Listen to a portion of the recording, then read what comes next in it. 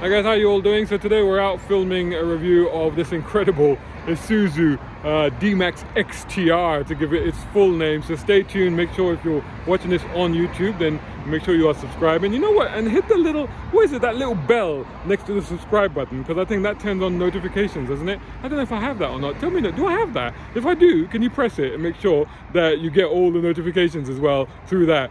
Anyway, so whilst Junaid, my son, he's helping me film this particular review.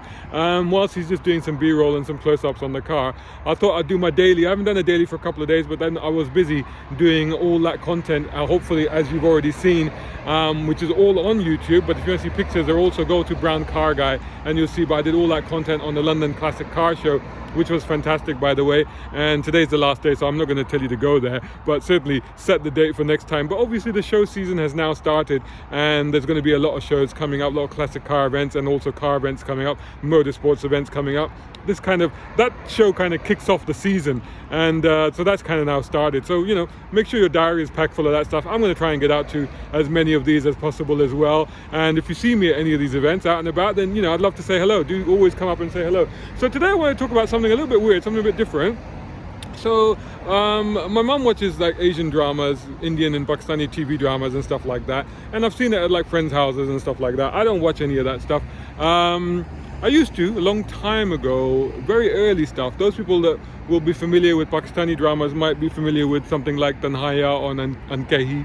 I remember watching those, but I don't really watch them now. I even stopped watching Indian movies, to be honest. Although like if there's a Amitabh Bachchan movie comes out, then I'll probably go and watch that. I was a big fan of his. But anyway, that's not what I'm talking about. What I'm talking about, what's something I noticed whilst that was on TV, was that they had some cars. Obviously, you have dramas or you have programs, you have cars coming on. Now, to me, in my formative years, a lot of my entire passion, enthusiasm, and interest in cars came from the cars that I saw on TV and on film. My all-time favorite car, Lotus Esprit, The Spy Who Loved Me, James Bond. My all-time, probably the car that maybe even to an extent kick-started my passion, would be the Jaguar XJC, the Broad Street car that John Steed drove in the new Avengers. I absolutely adored that thing. So, and of course, you know, we learned from cars. You know, I mean, my dad didn't even drive, so my family weren't into cars. So for me, like, you know, looking at cars on the street and watching cars on TV was how I got to know them, how I got to learn about them, how I got to know what they looked like, what they sounded like, you know, if they were using the right sound and stuff like that. So it meant a lot to me. So one of the things that I noticed with these dramas, this is a recent trend, and I find it quite annoying personally. Tell me what you think about it. Is that they tend to, so here you can see the Isuzu bright and clear on the front of that car. Now what you'll notice in these dramas is that they digitize it and cover it up. I've seen that a lot. Now apparently they do that with other products as well, but they do that with cars, which to me is a bit ridiculous. So you get like a drama with like a Land Cruiser in it, and they've covered up the Toyota badge. I'm like, well, you can see it's a Land Cruiser. I can see it's a Land Cruiser, I know what it is. But I think for other people that are curious about what car that is, they can't see it. And I find that quite annoying. I'm like, why? And I asked a friend of mine who's he knows of some people who are connected to the industry, and he said they're doing it to avoid any legal complications, which I think, why? What are you doing? You know, well, how could you be sued for using a manufacturer's car in a film or a TV drama? And they're doing it because, and this is probably the real reason, because they don't want to give any free publicity to that manufacturer. Well, you already are, because you're using their car. That's ridiculous.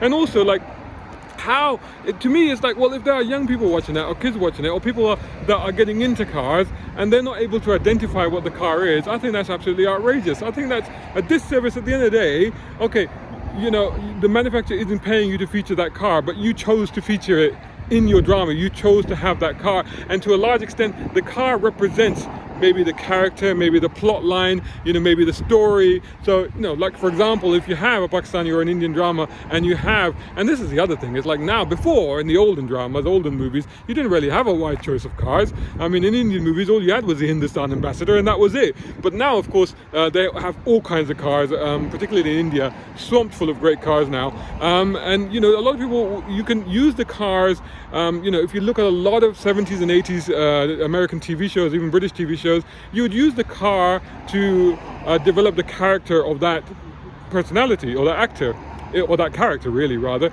So Magnum had the Ferrari, right? David Hasselhoff, Michael Knight had a black T-top Trans Am. It had to be a black Trans Am. It was the latest car. So it's very, very important. And of course, John Steed had a Jaguar, but the Jaguar was a sophisticated, elegant car, but his car was extra potent and extra powerful, and that also represents the character.